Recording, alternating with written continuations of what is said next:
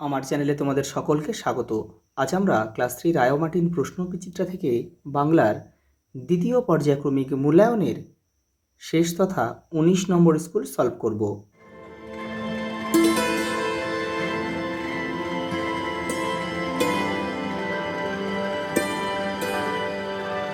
দেখো, প্রথম প্রশ্ন, নদীমাতৃকা নামের অর্থ কী? নদী যার মায়ের মতো।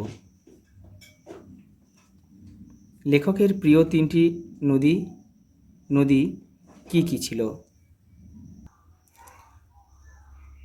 দামোদর, ইছামতি,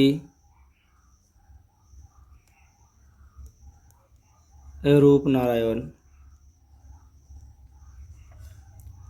রামচন্দ্রের কাহিনী কোন বই পড়লে জানা যায়? রামায়ণ।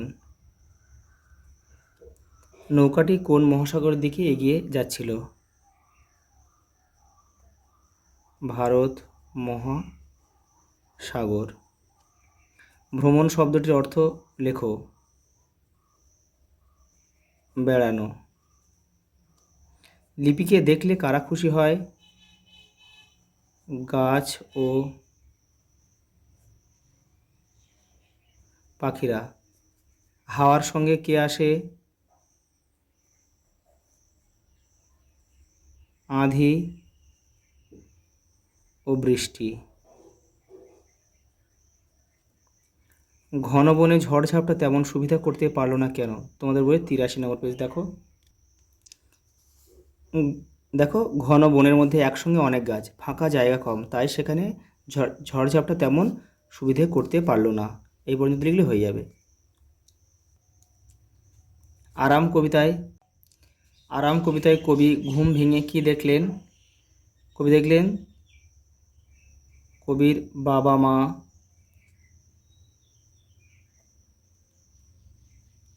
দুজনে দুপাশে বসে আছে।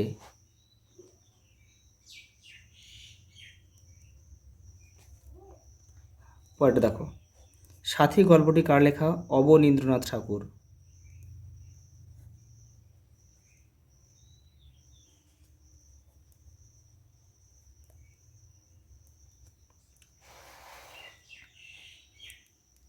পুতুলেরা এ ঘরে নেচে উঠেছে।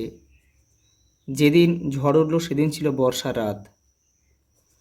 যেখানে লতাপাতা সব গলাগলি করে আছে, কত পাখি গাছে বাসা বাঁধে। নৌকার মালিকের নাম ছিল মধু। চাষির ঘর আলো করে উঠোনে হামাগুড়ি দেয়। এবার ড্যাশ বৃষ্টি হয়েছে কম, বর্ষায়।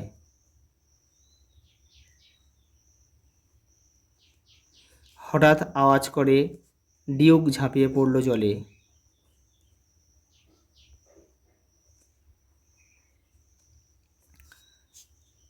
বাগানে এবার নাকি বাড়ি উঠবে আকাশ ছোঁয়া, মল্লিক বাবুদের।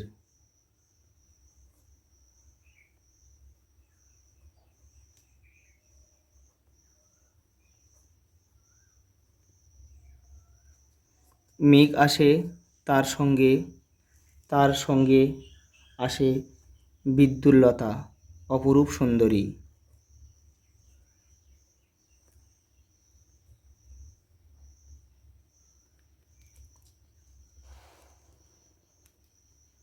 হিরণ্যবক্ষা অর্থ লেখো। যার বক্ষে সোনা থাকে। যার বক্ষে সোনা পাওয়া যায় বা সোনা থাকে লেখা যায়।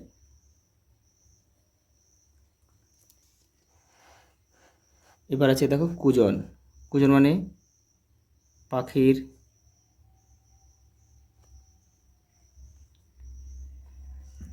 ডাক।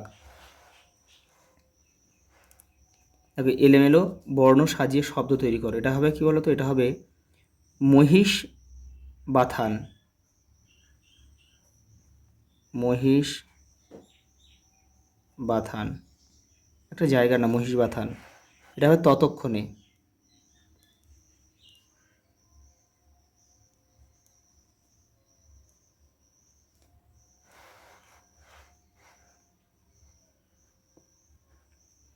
সমার্থক শব্দ লেখো। নদী, তটিনী।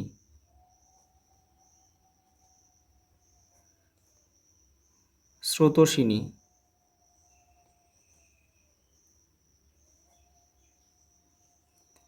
প্রবাহিনী লেখা যায়।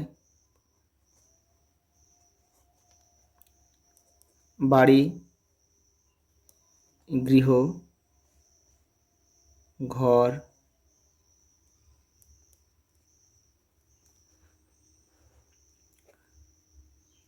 কুটিরও লেখা যায়।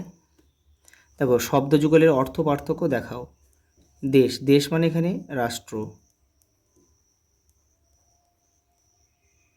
আর এখানে দেশ মানে হিংসা।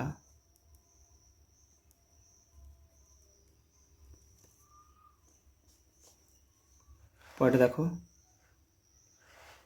এখানে আছে বাধা। বাধা বলতে এখানে বয়াকার ধয়াকার আর বয় চন্দ্রবিন্দুর আকার ধয়াকার। এখানে এখানে বাধা মানে আটকানো, অর্থাৎ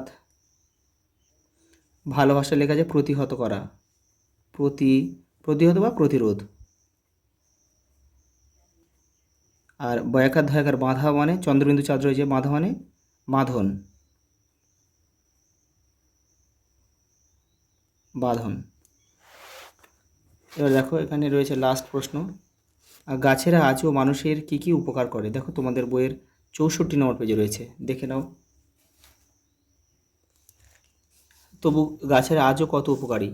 ফুল ফল মানুষকে উপহার দেয়, মানুষের শ্বাস প্রশ্বাসের জন্য অক্সিজেন যোগান দেয় নিয়মিত, মানুষকে রোদ বৃষ্টি থেকে বাঁচায়, নদীর পাড়ে ভাঙন থেকে মানুষকে বাঁচায়, গাছগাছালি দিয়ে কত ওষুধ তৈরি হয়, কত পাখি গাছে বাসা বাঁধে।